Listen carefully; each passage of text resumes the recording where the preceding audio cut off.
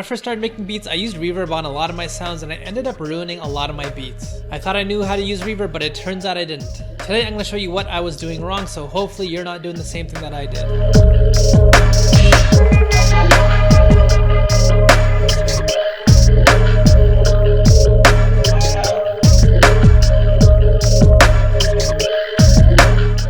Way back when I first started making beats, I'd use reverb on a lot of my sounds. If I felt like my snare sounded really boring and dull, what I would do is just slap some reverb on just because it sounded cool to me. If I wanted my sample or my melody to take up more room in the beat, I would just add some reverb on it. If I had some transition noises in my beat, just throw some reverb on that. It took me a long time to realize that adding reverb onto all of these different sounds in the exact same way really ruined a lot of my beats. None of my sounds really had good separation and my beat would end up sounding like one big blur. So I have my beat here, none of my sounds really have reverb on them right now.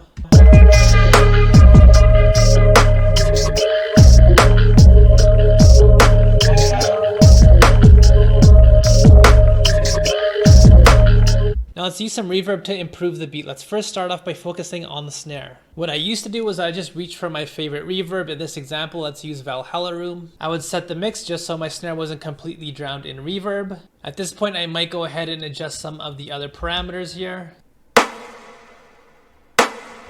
But I'm already doing something that might be messing up my beat. Whenever you use a plugin that has a dry wet setting like the mix setting here, what you're essentially doing is controlling just how much of the original dry signal is coming through and how much of the affected reverb signal is coming through as well. For example, let's say I set this at around 10%. What I'm saying is I want to take this original signal of the snare and I want 10% of it to come out as the reverbed version of the snare. And at the same time, what I'm telling it is that 90% of the original snare is going to stay intact. But that might be a problem. Let's say I worked really hard on the snare. I want it to be as hard hitting as possible. I do my best to compress it, distort it, do a whole bunch of things on top of it, just to have it really in your face and really feeling dense in the mix. But as soon as I add reverb like this and I start playing around with the mix settings, what I'm doing is taking a little bit of that hard work that I did to get that snare sounding so good, and I'm sort of just throwing it out the window. In this case, only 90% of my original snare is intact, 10% of it is being taken away just to be a reverbed version of itself. So a better way of doing this to maintain the full impact of your original sound, but also enjoy the benefits of reverb, is to do the following. So what you're going to do is go into your mixer. What I'm going to do is turn off the reverb effects on the snare here. So you'll notice when I go through each of these one by one, we have this little string at the bottom here, and it goes to the knob here that leads to the master. Essentially what this is telling us is whatever we have in this insert here is getting routed to our master.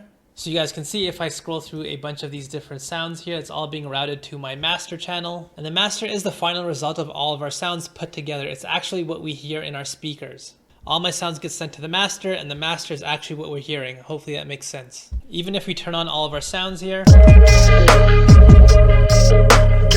as soon as we mute the master, everything's still getting sent to the master. You guys can see the signals going in, but we don't hear anything. And if I look at this dial right here, what this is telling us is how much of this sound is being sent to the master. We can control it using this dial here. For example, if I turn this down,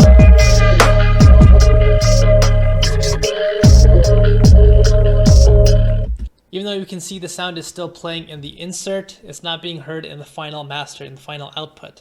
Now the reason why this is useful is because we're not only able to send our sounds to the master. If I go ahead and click this little area right here, you guys can see not only do we have a little rope going to our master, we also have our sound going to this insert as well. Now how is this useful in this scenario, you might be wondering? Well, now essentially I have two different signals with my snare. I have the original one here,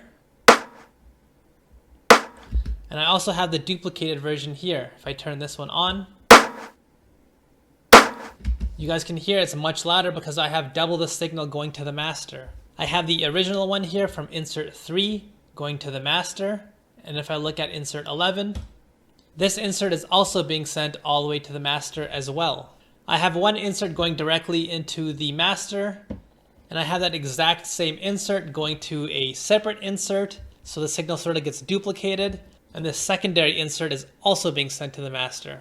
Sort of confusing, but I hope that makes sense. Now at this point, what we can do is go into our original insert here, the one that has the original snare playing, and we can just leave it alone. We're not going to apply any reverb to this directly. And what we can do is go into our secondary insert, the one that this is being sent to, and we can add reverb to this directly. So you guys can see I have my effects applied directly onto this secondary insert here. That way we have our full original snare playing in this insert here.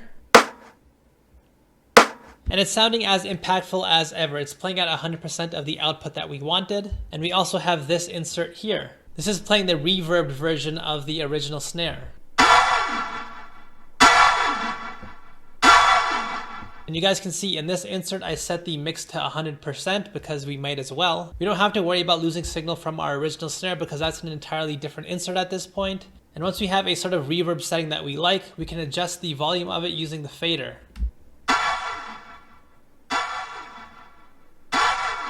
So if we combine both of these together, so now we get the best of both worlds. We have a super impactful hard snare as well as a cool reverb sound on top of our snare to make it sound a little bit more interesting. But we can use this exact same technique in a little bit more creative ways as well if we want. For example, I have my sample here where I sort of did a similar type of technique.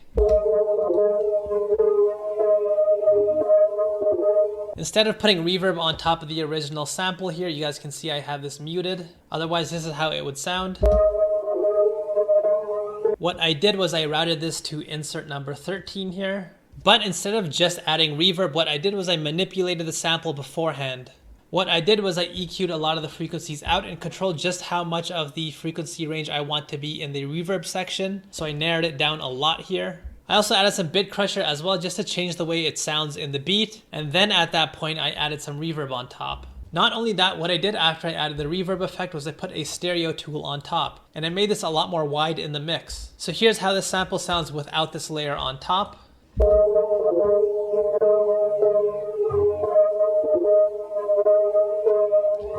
And now once I add this reverb layer on top,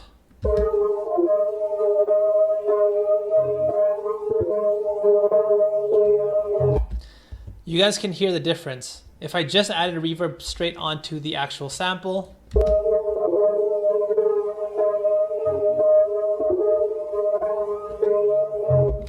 I couldn't control it as easily just because I couldn't control which frequencies I wanted to reverb. As well, it didn't feel as wide in the mix because I couldn't control just where I wanted the reverb to sit in the stereo mix. If I added a stereo tool directly onto this insert here, what it would do is take my entire sample and split it out and make it wider. I was able to take the reverb signal and make that the thing that I wanted to widen in the mix. And this technique doesn't really just apply to reverb. You can get really creative and do this type of thing with other types of effects as well. It just allows for greater control in your beat. What you're able to do is be more precise with the way you use your effects in your beat. But as a disclaimer, I want to say I'm not saying you have to use this technique every single time you want to use reverb in your beat. There are times in your beat when you want to apply reverb directly onto the sound. For instance, I have my loop here.